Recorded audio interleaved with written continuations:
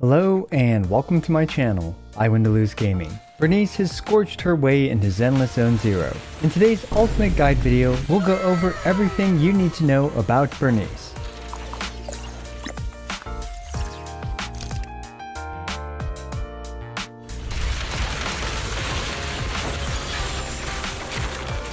Burnice is, well, way too hot, unleashing scorching streams of flames to torture enemies and living up to her own name, Burnice. With a focus on burn damage, Burnice is our first featured fire anomaly focused DPS character. This video was filmed on the early access server and is not indicative of the final product. There may be some changes on release, so be sure to check the comments down below to see if there are any. In this video, we'll go over her kit, her drives and stats, wengens, Mindscapes, teams, which will include some bangbus as well, a showcase, and of course my opinion on Burnice at the end.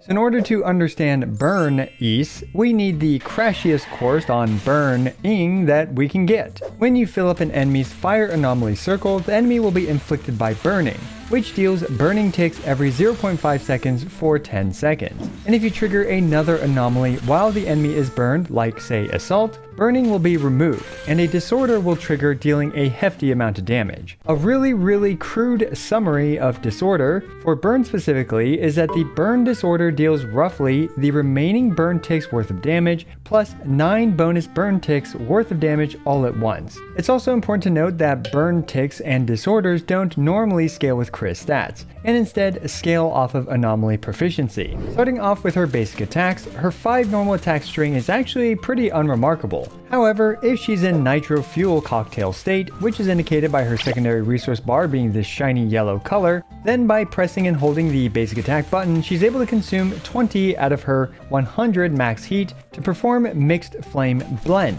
This applies much more fire anomaly and also scorches the enemy. You can see when an enemy is scorched because it is indicated by this little flame icon on the enemy. That's the perfect segue to talk about her core passive. Burnice will start the battle with 100 heat, to start off in nitro fuel cocktail state. And when an enemy is scorched, when an ally hits an enemy that's scorched, Burnice consumes 8 heat and deals an instance of Afterburn damage. Afterburn, at max level of her core passive, deals 350% attack scaling multiplier to the enemy with a 1.5 second cooldown. Afterburn has a lot of additional useful properties, so let's go through them. First, Afterburn applies a modest amount of fire anomaly and can activate burn even when Burnice is off field. It gains up to 30% bonus damage based on Burnice's anomaly proficiency, with 300 anomaly proficiency maxing out this 30% Afterburn damage bonus. Afterburn's damage can crit, and hitting multiple enemies at the same time to activate Afterburn damage on all of them still just drains 8 heat. Although do keep in mind that the 1.5 second cooldown on Afterburn's ticks is tied to Burnice and not to each individual enemy. Afterburn can still trigger if you have less than 8 heat but greater than 0 heat. This means that from a full 100 heat Burnice, you can get 13 Afterburn procs without generating any additional heat. Now if Burnice ever runs out of heat, she'll exit her shiny gold resource bar state or her nitro state, and you'll need to generate at least 50 heat to bring her back into nitro state. Here are the ways you can generate heat: by using her EX specials and ultimate. Overall though, unless the battle is very long, Burnice rarely has any downtime for her nitro state. Now heating things up, we have her EX specials. She has 2 EX specials, the first version where you just press and hold it, and has a finishing blast. If you channel the whole thing, since it costs 12.5 energy per second to channel and 5 energy for the finishing blast, it actually costs a total of 30 energy. You can end it prematurely and even strafe towards any direction, which resets its channeling duration. So you can literally strafe around the field while blasting Burnice's flamethrower for as long as she can last. The strafe also will perform a perfect dodge if an enemy hits her during the strafe itself.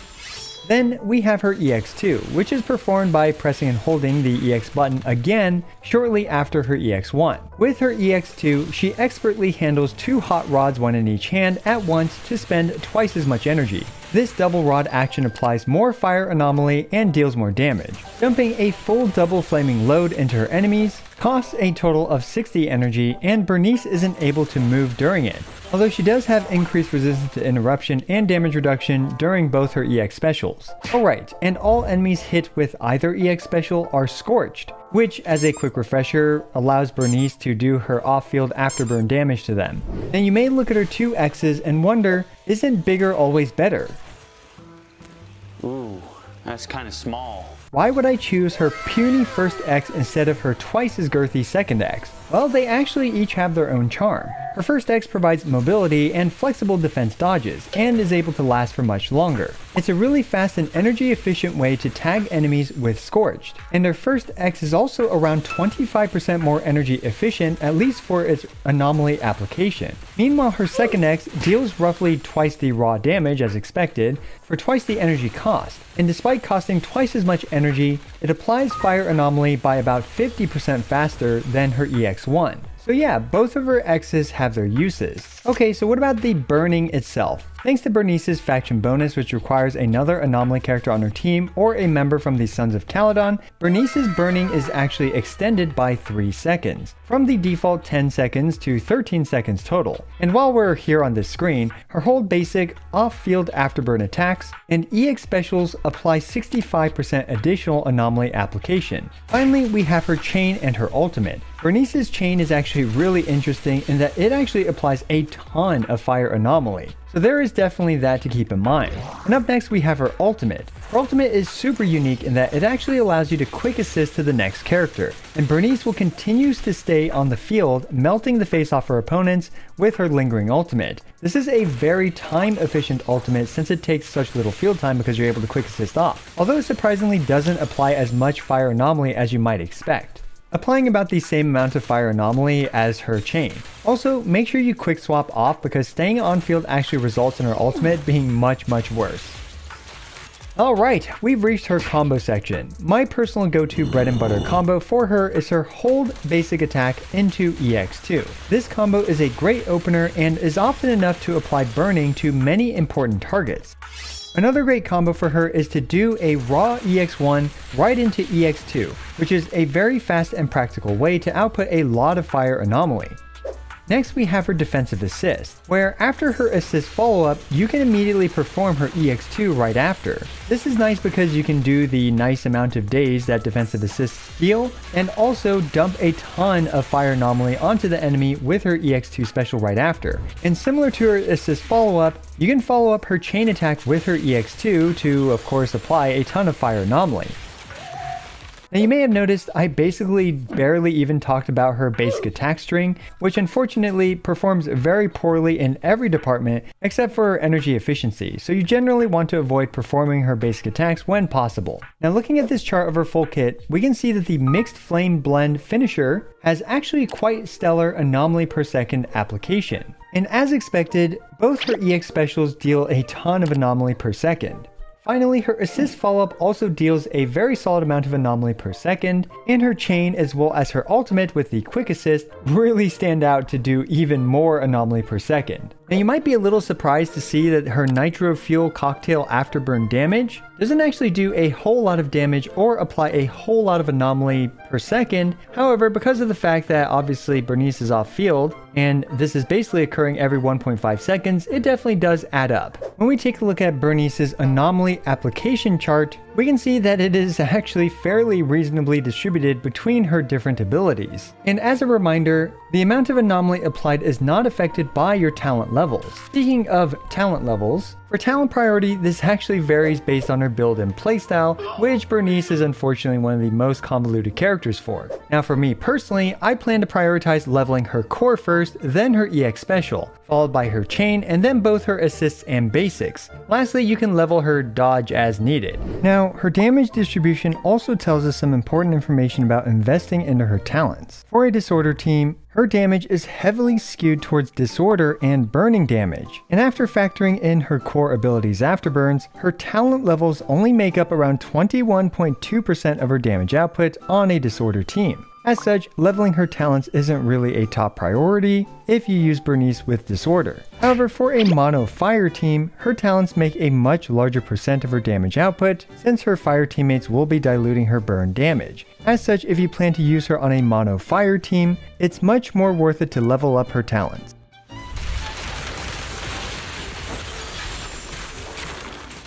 Alright, we've reached the calculations portion of this video, and I wanted to preface all the calculations in this video with a huge "it depends." Burnice is one of the most "it depends" characters that I have personally worked on in, well, I guess in my content creation career of doing theory crafting for various gacha games, because there are just so many different teams and situations that Burnice can find herself in, and Anomaly in itself is very, very tricky to accurately calculate to begin with. So with that out of the way, let's start with drives and stats, starting off with the 4-piece Chaos Jazz.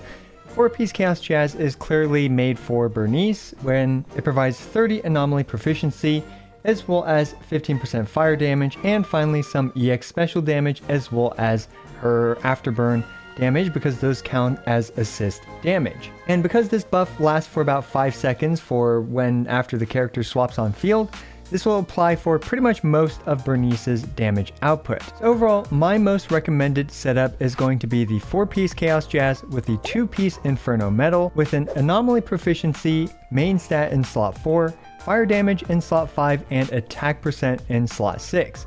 You'll be able to see the highest disorder DPS numbers with this build thanks to this setup. And Burnice as a whole, especially while she has energy, is able to, apply a ton of burn all the time. And when it comes to swapping around the other main stats, you will see, a loss in damage overall, especially with a disorder build. When it comes to deviating from this, we can see that the pen ratio main stat in slot 5 is somewhat close. Now there's going to be a lot of debate over whether Anomaly Mastery, which helps you apply fire anomaly faster to your targets, is going to be the way to go for slot 6. And from my personal testing, I didn't really find it too impactful, because generally speaking, Burnice is able to apply a lot of fire anomaly, especially right when you need it. But there is definitely a case to be made for Anomaly Mastery. You will see significantly lower disorder damage numbers, but you will be able to apply a lot more fire anomaly to the enemy when you need to. So perhaps more multi-wave content or longer drawn out fights, Anomaly Mastery might be the way to go. So moving on to the 2-piece set bonus between the Inferno Metal, Puffer Electro, Hormone Punk, as well as Freedom Blues and Woodpecker. Overall, the Inferno Metal is just a bit better, with the others, being like 1 to a few percentage points worse. We can see that even the Woodpecker Electro is a usable choice, because Burnice still does scale a bit off of crit, and a bit more than, for example, a character like Jane does off of crit. And finally, we have the 4-piece Hormone Punk, which is probably the only other 4-piece set that I personally really would recommend. And if you do time everything correctly, it can out damage the 4-piece Chaos Jazz setup. So this can be useful for speedrunners and people, that really know what they're doing, especially when it comes to the timings with this 4-piece set. However, for me personally, I'm just going to stick with the 4-piece Chaos Jazz, because I much prefer consistency over the potentially higher damage that the Hormone Punk provides. Now, you're probably seeing the 4-piece Inferno Metal here and wondering what is going on, why is this even in the chart? And this is because while for Disorder it performs abysmally on a mono fire team, because as I mentioned earlier, more of her damage comes from her talents, therefore her crit scaling, because her teammates lower the burning damage that she does. When I tested it and when I tried it, I found her burning ticks to be doing at around 60 to maybe 70% of the damage that they normally would on a disorder team. And because of that, the damage output that scales off of crit will make up a much larger portion of her damage output, and therefore the crit rate that the Inferno Metal and Woodpecker provide will actually be able to buff her damage in a mono fire team more than, for example, a pure AP build. Now with that in mind, you can see that the simulated DPS numbers of mono fire is significantly lower than her DPS in a disorder team, so there is definitely that to keep in mind. But for example, let's say you want to use her with specific teams, this is an option to choose. As for substats, you'll want to prioritize anomaly proficiency, then with attack percent, and eventually flat penetration as well as crit rolls are definitely usable, and finally flat attack. And I also just realized that in my previous chart I had 30 seconds simulation. This is actually the correct way to put it, so oof.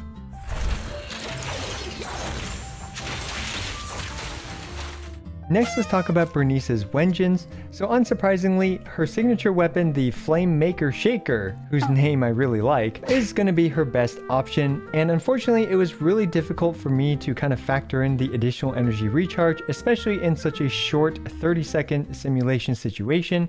So this doesn't even factor in the additional energy recharge that her weapon provides. And despite that, even then, when it comes to damage, as well as including the ramp up time, it still outperforms her other options by a noticeable amount. And what do I mean by ramp up time? We can see here that she gains 3.5% bonus damage, stacking up to 10 times and lasting for 6 seconds, and this effect triggers when EX Special does damage or Assist Attack does damage, yada yada yada. So in other words, it does take her some time in order to get 5 and especially you want 10 stacks to max out this thing's damage. And at 10 stacks, it gets a really beefy 35% bonus damage when she's on field and 70% bonus damage when she's off field. So if we assume that the weapon is fully stacked just always, then we can see that it improves even more in comparison to the other options, being another 6% better than, well, her signature weapon with the ramp up time. Now, in terms of her best free-to-play friendly option, my opinion, it is the Weeping Gemini, and this is a great option because it is also craftable, and especially on a disorder team, you're going to be applying a lot of anomalies onto an enemy, and because you typically may not be running her with a dedicated stunner, this thing's buffs will last a long time, especially on a very beefy enemy. Now, the other free-to-play friendly option, the craftable Rainforest Gourmet, is also a reasonable choice, but you won't have nearly as much uptime on it in comparison to many other disorder focused characters who might spend their energy all at once and then be able to kind of dump their stuff, because Burnice is going to be off field a lot and applying, you know, her afterburns and stuff like that. She's going to run out of energy, etc, etc. Now, as for some other options, we also have the Fusion Compiler, which is Grace's signature Wengeance. Now, this thing is interesting because Burnice can actually spam her EX1 dash cancel in order to stack it. This will increase her time on field, but it will also increase her damage significantly. And I'm only assuming a 1.5 stacks average because, well, you know, she's going to be off field a lot and you don't want to keep spamming EX1 dash cancels all the time, which is definitely a bit cumbersome. Overall, a reasonable and perfectly usable option, all things considered, for Burnice.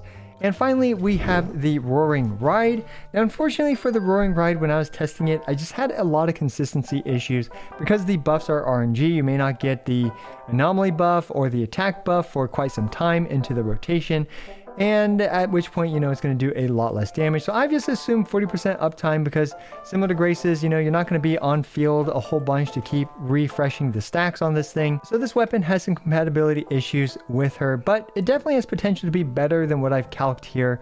But still, I'm personally going to be sticking with the Weeping Gemini overall when it comes to 4-star Wengeance. And finally, we have the Battle Pass Wengeance, which is just obviously a decent option. It's essentially unconditional after the first burn because you're going to have a lot of anomalies on the enemy after the first burn. And lastly, we have Jane's signature Wengeance. If you have Jane's signature Wengeance, you probably have Jane. And if you have Jane, you'll probably use her with Burnice. So yeah, I don't even know why I did the calcs for it, but here it is.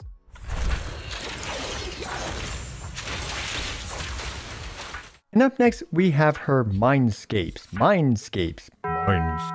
Now, honestly, when it comes to her Mindscapes, more testing needs to be done. Now, overall, I personally recommend going for her signature Wengeance before anything else, especially if you don't go for a upgrade 5 Battle Pass Wengeance. Now, in terms of her first Mindscape, I believe it's supposed to be kind of like a quality of life thing where it adds 40 additional maximum heat to her. But personally, when I use Burnice, I never actually ran out of heat unless I was doing something goofy like spamming her hold basic attack or something. In terms of the additional fire anomaly application that her afterburns will now provide, from my understanding, this increases it from 1.65 times the base anomaly application rate to 1.9, which leads to roughly just 4.2% additional anomaly application as a whole. So, you know, you're probably not really going to notice the additional anomaly applied from her afterburns. Now, the next one, M2, which adds up to 20% pen ratio, is nice and it's just a nice damage buff. It also makes other pen ratio sources like Rena or, for example, a slot 5 pen ratio main stat more valuable on Burnice. M3 basically does nothing for her because she doesn't scale very well off of her talent levels, at least not in a disorder team. And M4 adds 30% crit rate for her EX special, which is nice to have, and it will definitely make her EX special hit a lot harder. Now M5 adds another 2 levels, which is, also not good. And finally, M6 does a lot of weird stuff, which basically just makes her anomaly proficiency even more powerful, as it does some crazy, I think, essentially 18 additional burn ticks worth of damage once every 20 seconds, which is going to be absolutely crazy. And it also increases the amount of damage that her EX special does as well. And finally, we have her signature Wenjin at U5, which just adds some nice damage. And by U5 M6, she should be doing roughly twice as much damage as an M0 Burnice.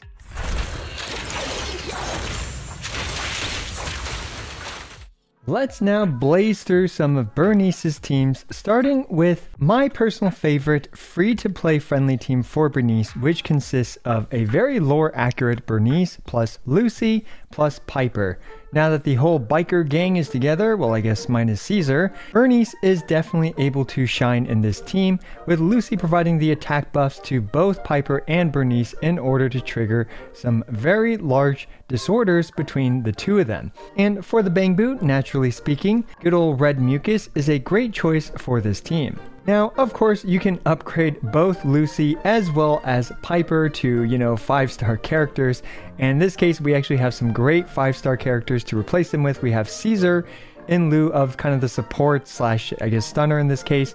And we have Jane, who is just an incredible assault DPS character. And this is, in my opinion, currently Burnice's probably best team overall. When I use this team, it just felt incredibly strong to use, especially since there are actually some enemies that are weak to both physical as well as fire. Now you can replace, these characters as necessary.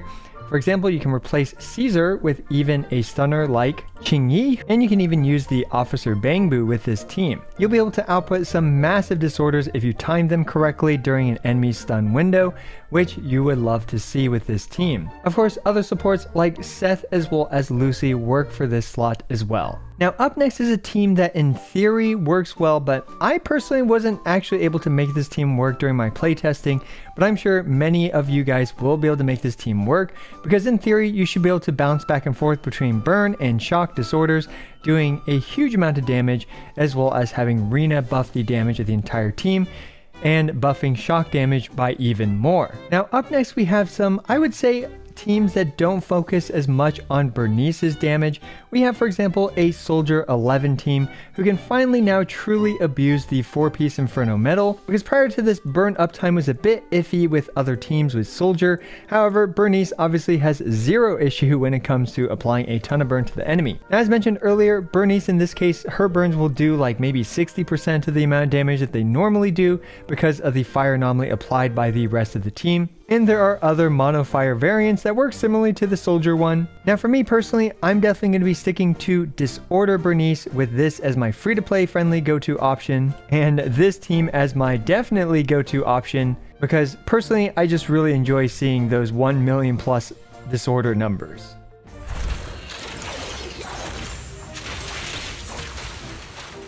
Let's take a look at some showcases for Burnice, starting with a free-to-play friendly disorder team. This is my personal favorite go-to free-to-play friendly disorder team with the full bite gang, Burnice, Piper, as well as Lucy. And the goal here is to obviously trigger a bunch of disorders. And we can see here that we're just casually getting 200 to 300k burn disorders. And for this team, since, Burnice has been sleeping at her cafe job or whatever, she is rocking the free-to-play friendly Wenjin. I believe she's using the Weeping Gemini, if I remember correctly. But anyway, this team, obviously, I think I'm getting walloped here, and you're going to have to forgive me for the gameplay because, yeah, I didn't have as much time to grind out the runs for this one.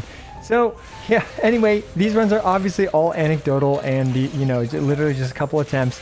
So, take the times and clear times and comparisons with a grain of salt, because as always, that's what they are.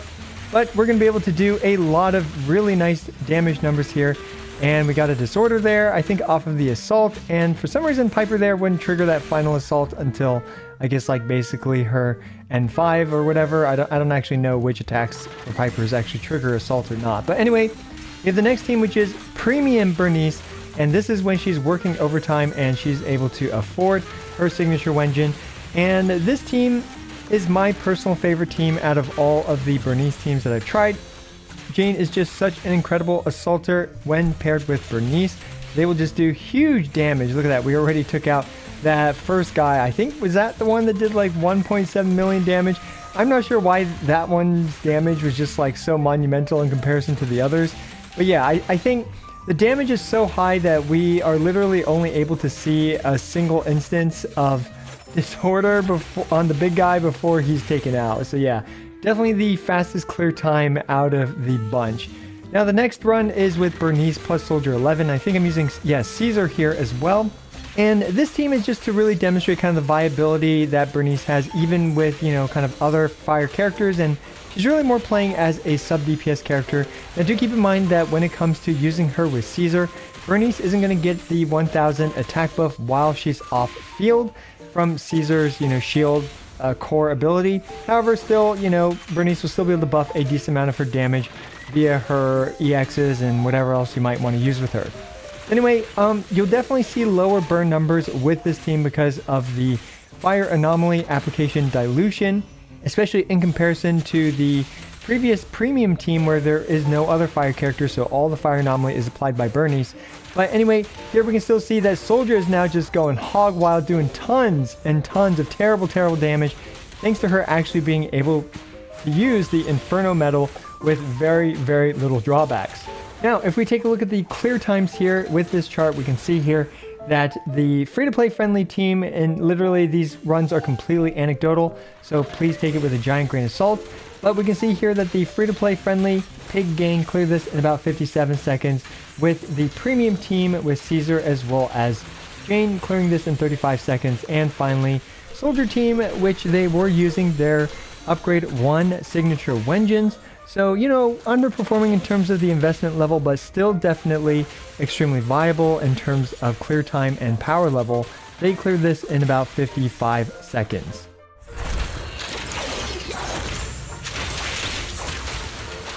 So yeah, what do I think about Burnice? She's obviously an incredible fire anomaly DPS character who will do a ton of damage through her burns, and I personally really enjoy using her with Disorder. It's a lot of fun, and her playstyle is a blast because you just spray and pray those flamethrowers, and it is just great to see the enemies take a ton of burning damage. She truly does live up to her name, and I think she's going to be a great fire anomaly DPS / sub DPS character for your account if you need that fire damaging role. And yeah, that's about all I really have to say about Burnice. Let me know if I missed anything down in the comments below. As always, check the comments to see if there are any corrections or updates to this guide video, because I can't really update the video, but I can obviously update pinned comments, or just people can upvote various comments that they agree with. As always, I appreciate every single one of you. This is I Went to Lose, signing out.